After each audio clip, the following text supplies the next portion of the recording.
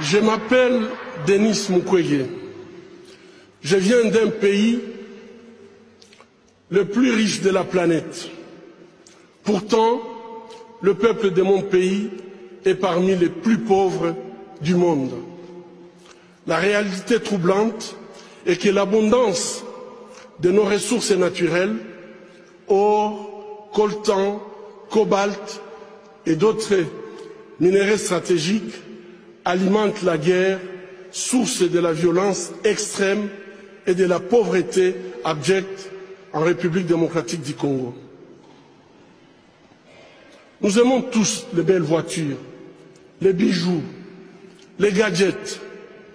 J'ai moi-même un smartphone. Ces objets contiennent des minéraux qu'on trouve chez nous, souvent extraits dans des conditions inhumaines par des enfants jeunes qui sont victimes d'intimidation et de violences sexuelles. En conduisant votre voiture électrique, en utilisant votre smartphone, en admirant vos bijoux, réfléchissez un instant au coût humain de la fabrication de ces objets. En tant que consommateur, le moins que l'on puisse faire,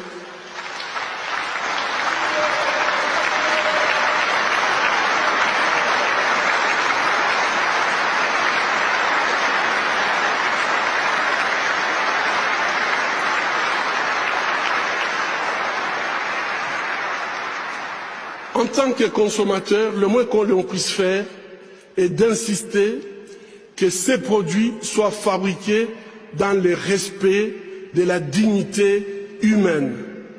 Fermer les yeux devant les drames, c'est être complice. Ce ne sont pas seulement les auteurs de violences qui sont responsables de leurs crimes, mais aussi ceux qui choisissent de détourner les regards.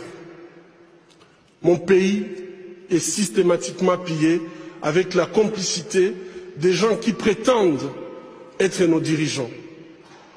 Pillés pour leur pouvoir, pillés pour leurs richesses et leur gloire, pillés aux dépens des millions d'hommes, de femmes et d'enfants, innocents, abandonnés dans une misère externe, tandis que les bénéfices de nos minéraux finissent sur les comptes opaques d'une oligarchie prédatrice.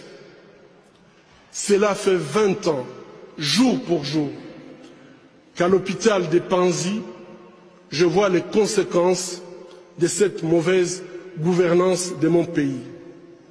Bébés, filles, jeunes femmes, mères, grand-mères, et aussi les hommes et les garçons violés de façon cruelle, souvent en public, en collectif, en insérant du plastique brûlant ou en introduisant des objets contondants dans leurs parties génitales.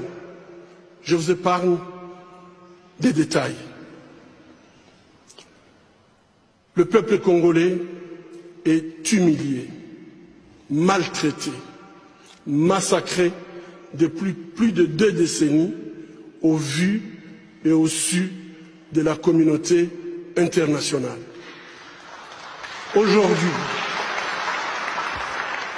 Aujourd'hui, grâce aux nouvelles technologies d'information et de la communication, plus personne ne peut dire « je ne savais pas ».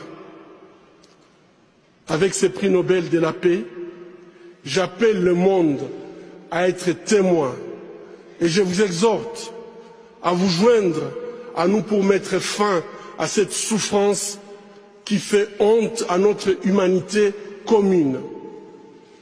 Les habitants de mon pays ont désespérément besoin de la paix.